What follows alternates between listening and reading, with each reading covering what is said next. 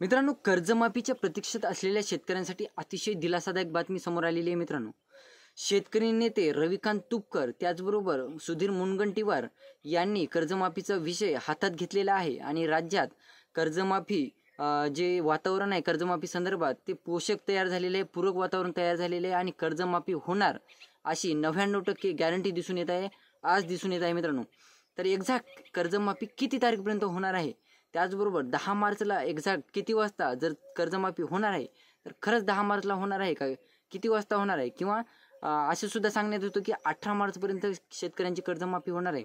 तर एक्झॅक्ट 10 मार्चला होणार की 18 मार्चला कर्जमाफी होणार आहे त्याविषयीची सविस्तर माहिती आपण आजच्या व्हिडिओमध्ये क्लिअर करणार आहोत. तत्पूर्वी जर चॅनलवर नवीन असाल तर चॅनलला सबस्क्राईब करा आणि समोरील जे बेल आयकन बटन आहे ते दाबायला विसरू नका.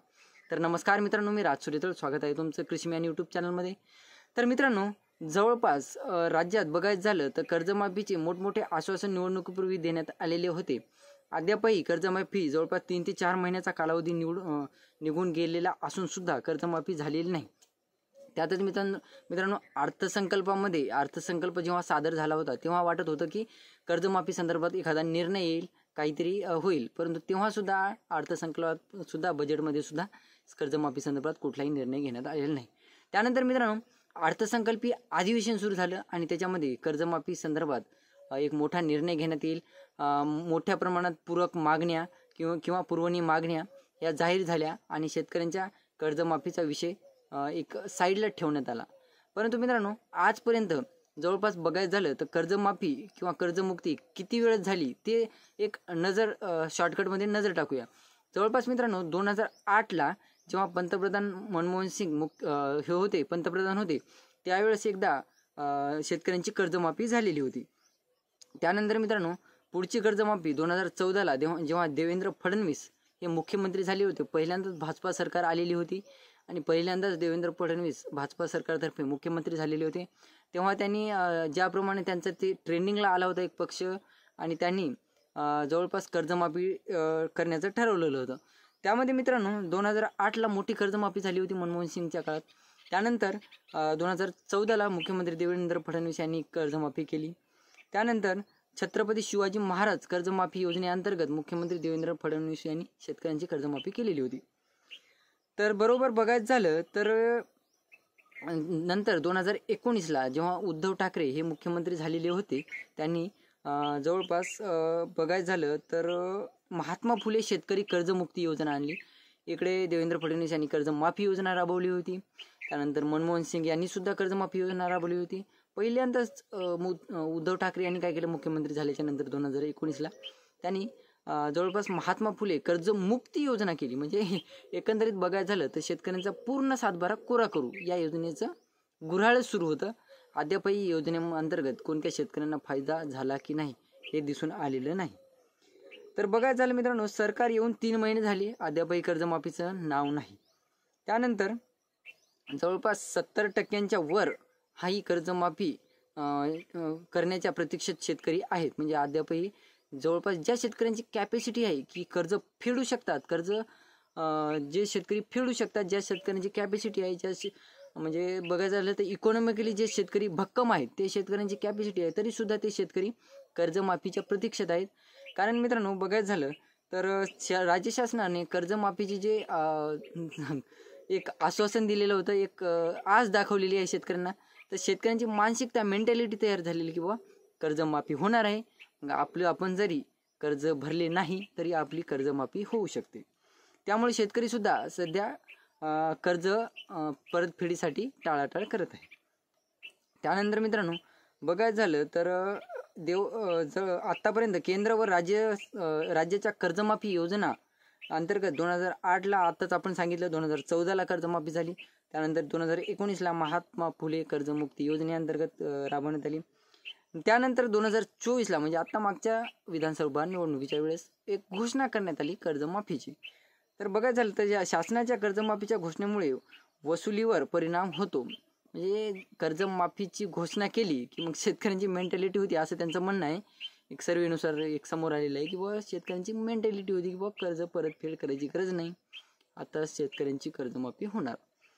घोषणेची अंमलबजावणी 5 वर्ष लोंबकळत राहिल्याने म्हणजे जवळपास बघा ना, आता 2019ला घोषणा करण्यात आली, त्यानंतर 2017-18ला काही प्रमाणात शेतकऱ्यांची कर्जमाफी झालेली होती. तरीसुद्धा तेव्हापासून जवळपास 5 ते 6 वर्षाचा कालावधी लोटलेला आहे, अद्यापही शेतकऱ्यांची कर्जमाफी झालेली नाही.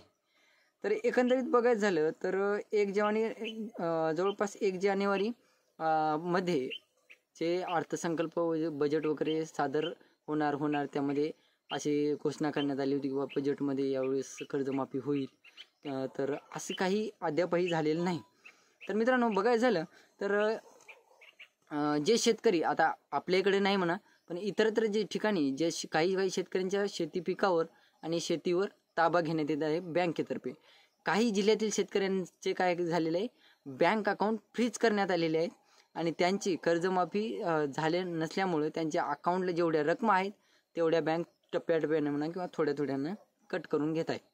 एकंदरीत बघायचं झालं आता शेतकरी काय करत आहेत, जवळपास अर्थसंकल्पीय अधिवेशन जेव्हापासून सुरू झालेलं आहे तेव्हापासून अर्थसंकल्पीय अधिवेशनाकडे टक लावून शेतकरी किंवा लक्ष देऊन अटेन्शन एक प्रकारचं कॉन्सन्ट्रेशन सरकारकडे झालेलं आहे शेतकऱ्यांचं. किंवा अर्थसंकल्पीय अधिवेशन सुरू होऊन 2 ते 4 दिवसांचा कालावधी लोटलेला असून सुद्धा अद्यापही कुठलीही घोषणा ऐकण्यात आलेली नाही शेतकऱ्यांना, किंवा कर्जमाफी झालेली किंवा कर्जमुक्ती झालेली किंवा 2 लाखापर्यंत 3 लाखापर्यंत कर्जमाफी होईल असं कुठेही मेन्शन झालेलं नाही किंवा कुठेही निदर्शनास आलेलं नाही.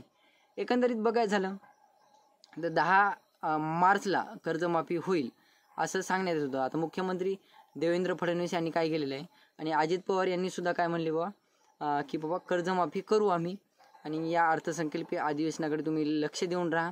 आम्ही या अर्थसंकल्पीय अधिवेशनामध्ये शेतकऱ्यांची कर्जमाफी करणार आहोत आणि 10 मार्चचा एक तारीख दिलेली होती की 10 मार्चला आम्ही शेतकऱ्यांची कर्जमाफी करू. त्यातच मित्रांनो, सत्ताधारी पक्षांतर्फे किंवा म्हणलं तरी चालेल आणि सुधीर मुनगंटीवार यांनी काल परवा जे अधिवेशन चालू आहे अर्थसंकल्पीय त्याच्यामध्ये एक विषय जोरावर धरला की बाबा शेतकऱ्यांना तुम्ही मोठमोठे आश्वासनं दिले, आजपर्यंत शेतकऱ्यांचे 7 बारे कोरे व्हायला पाहिजे होते, निवडणुका होऊन 4 ते 5 महिन्याचा कालावधी लोटत आलेला आहे, तरीसुद्धा शेतकऱ्यांना तुम्ही अद्यापही आशेवर ठेवलेला आहे. सुधीर मुनगंटीवार यांनी काय केलेलं आहे, एक कर्जमाफीचा पीक विम्याचा टॉपिक हा जोरावर धरलेला आहे. त्यातच मित्रांनो रविकांत तुपकर जे शेतकरी नेते आहेत त्यांनी सुद्धा शेतकऱ्यांच्या हितासाठी एक पाऊल उचललेलं आहे आणि शेतकऱ्यांच्या हितासाठी त्यांनी काय केलेलं आहे, जवळपास शेतकऱ्यांची कर्जमाफी करा अन्यथा आम्ही मंत्रालयावर किंवा मुंबईकडे मोर्चा नेऊ असं त्यांनी एक मोर्चा नेण्याचं एक आंदोलन करण्याचं एक ठरवलेलं आहे. तर एकंदरीत बघायचं झालं 2-4 नेते सोडले तर इतरत्र नेते आहेत ते कर्जमाफी संदर्भात कुठल्याही शब्द किंवा कुठल्याही विषयावर बोलत नाहीत. एकंदरीत हे 1-2 नेते 2-4 नेते बघितलं तर ते शेतकऱ्यांच्या हितासाठी झटलेले दिसत आहेत आणि शेतकऱ्यांची कर्जमाफी व्हावी अशी सर्व शेतकऱ्यांची इच्छा आहे. आणि बघूया 10 मार्चला एक्झॅक्ट कर्जमाफी होते का. 2 दिवसाचा कालावधी बाकी आहे तर 10 मार्चपर्यंत वेट करूया. त्यानंतर 18 मार्चपर्यंत जर 10 मार्चला कर्जमाफी नाही झाली तर 18 मार्चपर्यंत शेतकरी एल्गार मोर्चा काढतील वगैरे असे झालेलं आहे. तर व्हिडिओ आवडला असेल मित्रांनो तर चॅनलला सबस्क्राईब करा आणि समोरील बेल आयकॉन बटन दाबायला विसरू नका. धन्यवाद.